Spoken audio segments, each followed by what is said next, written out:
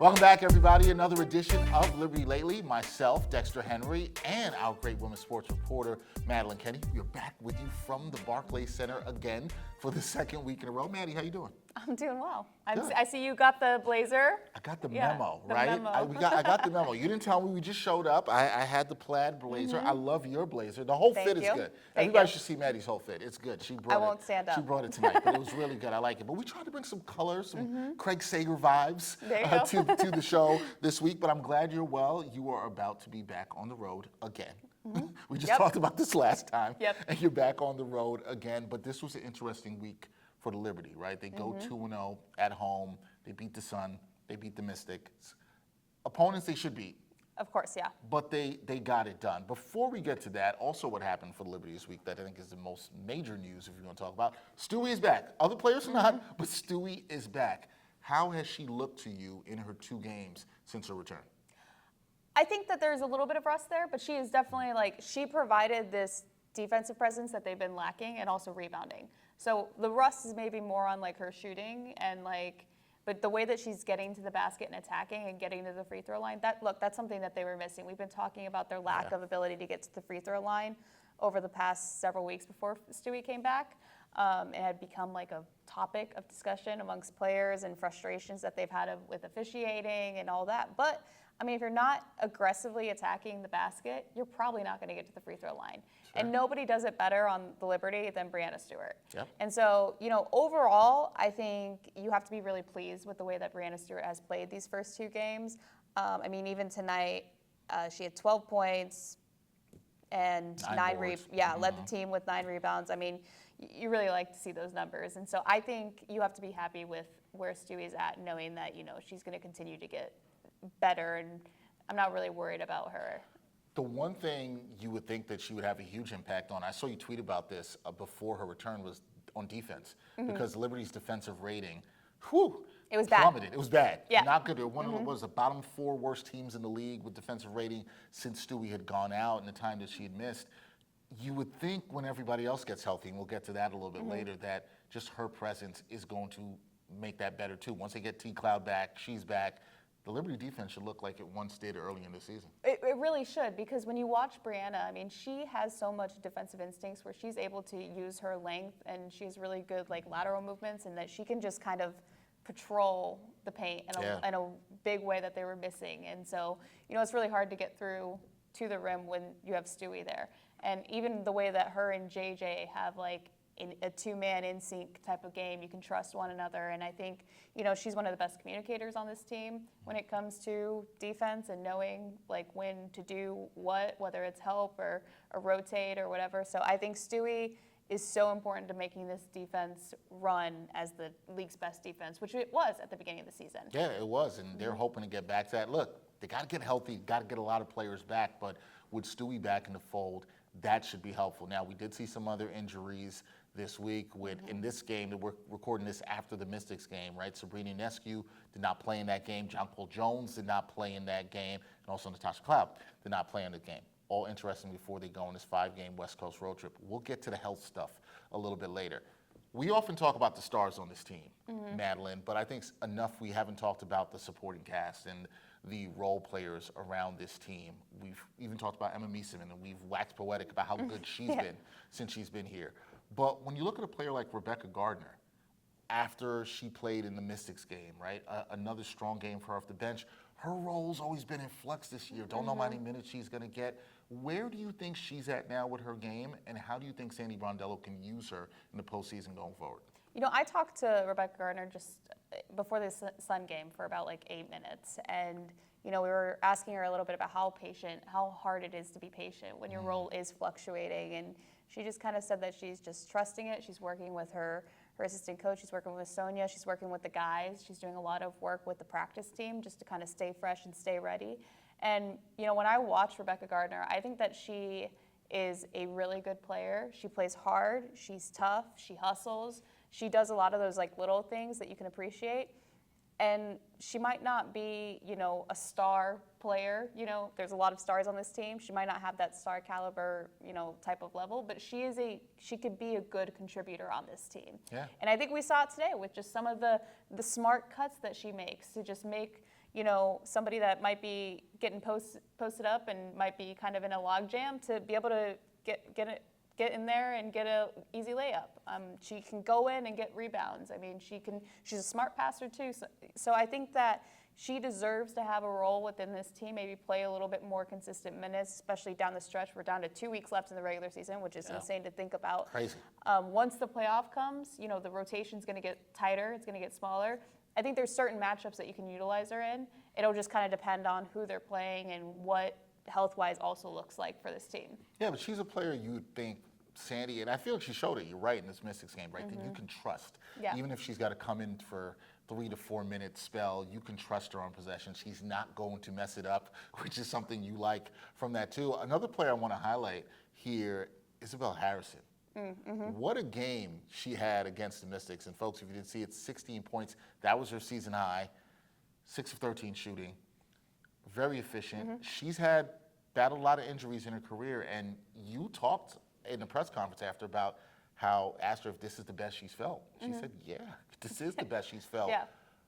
There's a world and we're looking at, we don't know what's going to happen with Niara Sabali. Hopefully she's able to come back and contribute to this team, but Isabelle Harrison could be the backup center for this team going forward. She could be playing a lot of backup 5 minutes. Is that fair to see her in that role? Yeah, I mean, the hope is that Niara will start ramping up soon. They really want her to play at least a few regular season games before things get to the playoffs. But look, we don't know. She hasn't played since before All-Star break. Yeah. She missed games even in the first half of the season because of discomfort in her right knee. And so we don't really, you don't want to bank on something that has so much uncertainty with it. And given how, unsteady that injury is or how nagging that kind of injury is, you don't want to trust it necessarily. And so I think Izzy, though, has really stepped up in a way that she can be a reliable option. And Sandy likes to play those bigger lineups, and especially now that you have Emma Meeseman, you could, theoretically look at a lineup where you have Leo, Breanna, JJ, Emma. Izzy, then you feel comfortable knowing that you also have her on the bench, and she can play reliable minutes and contribute to this team. And she's been looking really good movement-wise, and just her confidence too. I mean, she made some really big plays in tonight's win. Yeah, not even just scoring. Her cutting was excellent. Some passing. She had 2 assists. Found some players. Was looking for players. Made 2 threes. Made 2 threes. Yeah. That was another thing. She was really happy about that. So there's a world in which I think also these minutes, and this is why a whole regular season is important, and seeing how she plays down the stretch is important, because it's only going to give Coach Brondello more confidence in playing her. But Liberty also have to play her, right? She stepped up and has been fine. All right, another player I want to talk about. Fan favorite, Maureen Johannes. Now, didn't play with the team last year because of the Olympics. She was with the French national team and all of that, but she's back this year. We know she can get hot, especially from downtown.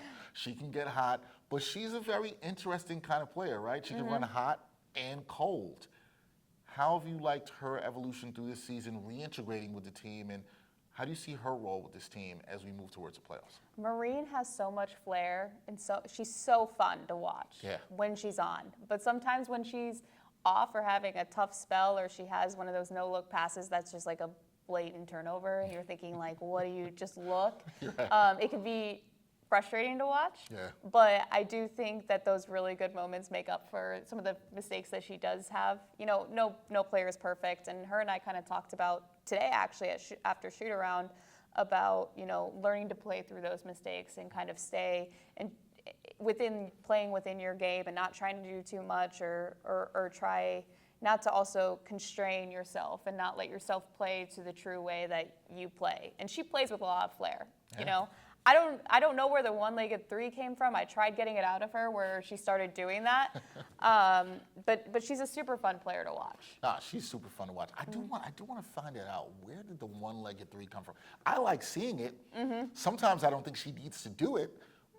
I'm not going to tell her not to do it. And if it goes in, it goes in. I mean, you don't mess with those players' shooting mechanics if they're shooting well. So. Yeah, if they're shooting well, and we know she can get hot from downtown, and if that happens, then it's all good. Now that this team is starting to try to get healthy, Maddy, right? Because got Stewie back, Meeseman will now shift to a bench role. You talked to her a little bit about that. How do you think she adjusts to that? You know, she's a great player. We know everything she's done, all her accolades. Is she fine with that? And is that actually best for this team, or should she be in the starting lineup? Yeah, you know, she's a selfless player. So I don't think that she sees it as a demotion or anything like that. That's just not how she is. Like, she came here to help them win and to win a championship. And so I don't think she views moving to the bench as anything other than, you know, okay, I don't start the game with the starters, but I'm going to play still my regular minute load. And so I think that the move makes sense for now. Whether it won't change come the playoffs will be interesting to see. I think some of it is definitely matchup based. I think that something to watch is the way that Natasha Cloud and Sabrina play with each other, because I think both are primary ball handlers for this team. They both like to have the ball in their hands. Yep. And it can be really helpful, but I also think that, maybe there's certain times when having only one of the primary ball handlers in the starting lineup might set a different tone. And so it'll be really interesting to see what they ended up doing. And again, some of this is matchup based, right? Like, if you're playing Atlanta and you need to go big, you're probably going to add Emma Meeseman to the starting lineup. So. Yeah, that's a series that makes sense. We'll get into some mashups in a second. How concerned are you, if at all, with the fact that Sab has missed last couple games, so it's 2 of the last 3 games. She's missed here. Tasha's been out for a little bit as well too, with the issue with the fracture in her nose. Are you concerned about that? Do we need to see these players quickly back on the court? We're about to talk about a 3-game road trip that's coming up. That is major. That is massive. Are you concerned about those injuries? And also, JJ didn't play tonight. John Cole Jones didn't play against the Mystics. Are you concerned about those 3, and how quickly do they need to get back on the court? This team has been dealt with so much adversity this season, so it's there's been some times where it's hard to truly make conclusions about this team, right? Whether they're underperforming or whatever it might be. They have lost games that they should have won, of course. Yeah. And but this team has also been dealt with so many different lineup combinations that mess with chemistry. We've even seen it today. They got off to a slow start against the Mystics, but were able to kind of regroup and really finish the second half really strong. And so I think getting healthy is extremely important, because you do want to see what this looks like.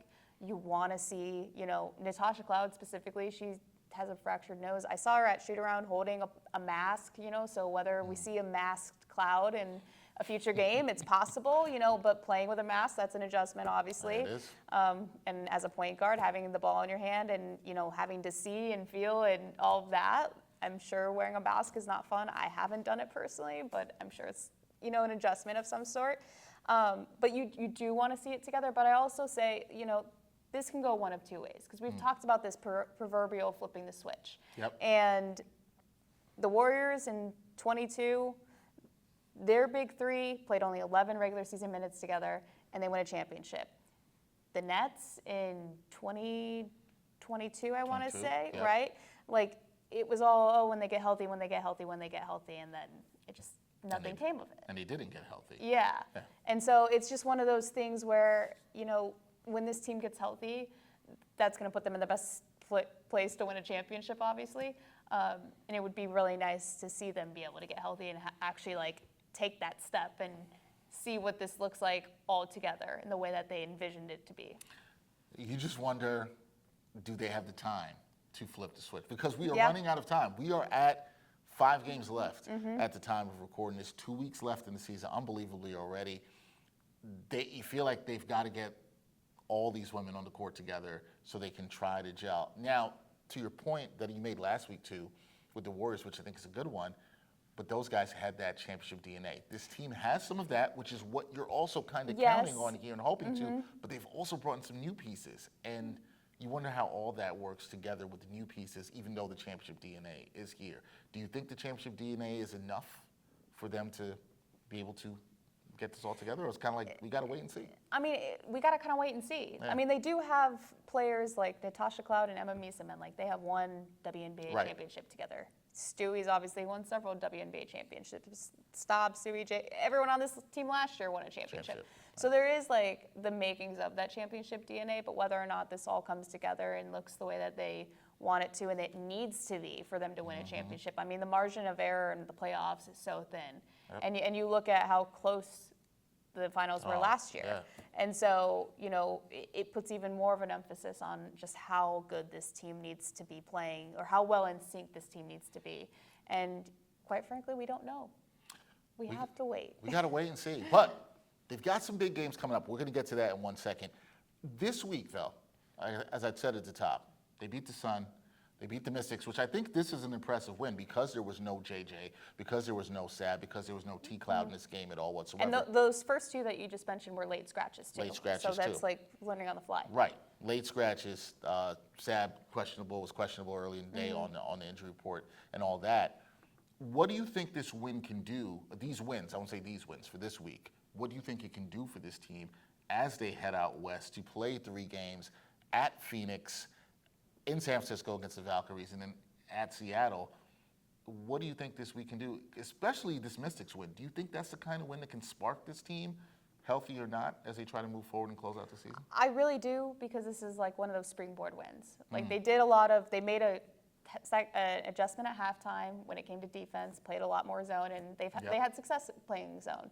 And so, seeing that they're able to make those in-game adjustments, they gave up 5 offensive rebounds in the first 4 minutes or less, and then they only gave up 1 at the rest of the game. So I think that you see, or maybe even 2, but you get my point. You see that they were able to clean it up and make the adjustments. And so, this game, like they rebounded the ball really well. They played good team defense. They didn't turn the ball over a lot. They made smart decisions with the ball.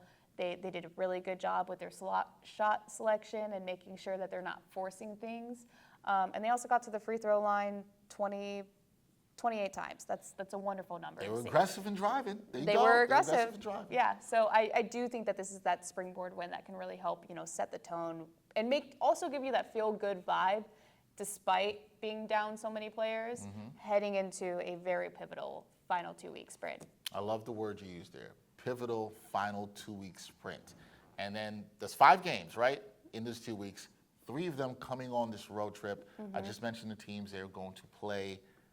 How big is this road trip in your eyes, and what do they have to do? Look, we know 1 and 2 is not going to get it. 0 and 3, that could be disastrous, right? They are right in the thick of things in the middle of the playoff race. They can still finish. The Aces are hot. They've won 12 in a row at the time of us recording this. They still have an outside shot of getting up to 2. They could get up to 3. They would avoid Minnesota. How big is this, and what do they have to do, Maddy, on this trip? Like I said, can't be 0-3. We know that. But what do they have to do to come back and you say, okay, that was a good trip for the Liberty? Breanna Stewart was asked this after the game tonight, and she said, win. You got to win. You got to win all 3. You got to go in with the mentality that you got to win all 3. Because all 3 of those teams are playoff teams or contenders. Yeah. And so I think that especially this Phoenix game is going to be extremely important. I mean, there's standing implications, there's tiebreaker implications, there's a lot riding on this game on Saturday. I also think you want to make sure that you set this road trip and this final push to the end off on the right note. You want to go in there, you want to be the aggressors, you want to play how you played today for a full 40 minutes, with playing very cleanly offense and playing very in sync, good ball movement, good off-ball movement as well. You want to see defensively everyone playing their role and communicating and playing on that, line, so to speak. You want to see aggressive rebounding. And you want to see also, going back to offense, just taking smart shots. And so I think that this first game against Phoenix is massive, because Phoenix is also, they're playing a game right now as we're recording this. Yep. But Phoenix and Liberty are 4 and 5 in the standings. Yep. So it's massive for home court in the first round. If they stay on that side of the bracket, we will see. I had missed Stewie's response there, but I agree with her. Yeah. You got to win. You have to just win. You got to look at these like mini playoff games in my eyes. And that's what she said. Yeah, she said, I didn't even hear it. I wasn't in the scrum for that. Yep. I was recording something else. I missed that. But they're mini playoff games, right? And it's interesting because if that's the way as a team, and her being one of the leaders of this team is approaching this, that's fine. Now let's say it's all good, Maddy, and next week you come back from another trip, and you're smiling, and we talk next week on the episode, and they go 3-0. Does that then say to you, oh, okay, they flip the switch. Because you and I talked about this last week and how everybody was going to think the Lynx game that they won the previous week, they would have flipped the switch. And we kind of were like, let's pump the brakes. Yeah, but we also were like, maybe. But maybe. And they did have a letdown after that in Atlanta. And, also Injuries played, injuries played into all that too. Yeah. But Stewie's mindset is just win. You agree with that. I agree with that. If they come back and they just win, will you say, okay, this team showed me something. They're now back as feeling like they're the team to beat. I think everybody's still going to put the Lynx as the team to beat, and rightfully so for where they are. But would that give you this confidence to say, okay, this is them really closing out strong here? Yeah, definitely, because you're also playing in 3 hostile road environments. I mean, those are 3 of some of the best road environments that I've been in the WNBA. Especially Golden State. I mean, what they have building there at Chase Center is I've heard it's amazing. It's amazing. You've told me. I mean, it is amazing how engaged fans are. Seattle obviously has a lot of strong fans. Mercury too. I mean, so I think that you also are proving some road toughness there. And this team on the road has had its ups and downs. It hasn't been the best road team this season.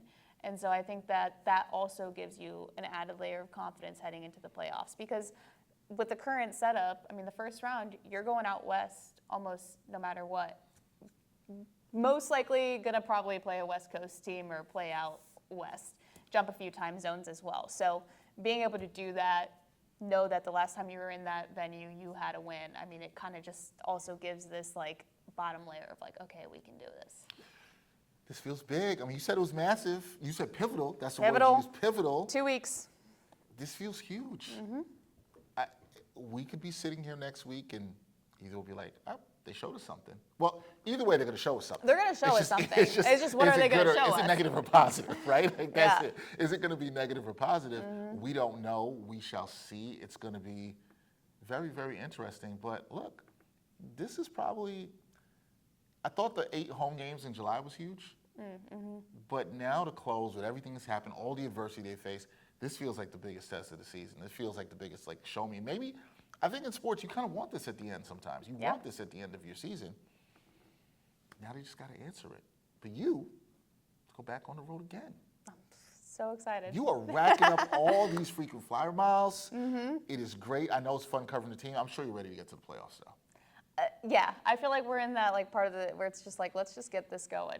Let's just see what happens. I mean, there is a little bit more excitement heading into this final 2 weeks of the season because of how close the standings are and because we haven't seen the Liberty at full strength yet. And the hope is that we will at some point over this final 2 weeks. And so, I mean, there is excitement in that and but also the playoffs. I mean, there's just that added layer of intensity and excitement and fun and who doesn't want that? Yeah, we're ready. We're ready for some postseason W basketball. Before we go, forgot to do this last week. I wanted to mention our former producer, now it's former, is no longer with us, Emma Kate Austin. She left the New York Post and she's moving on to bigger and better things.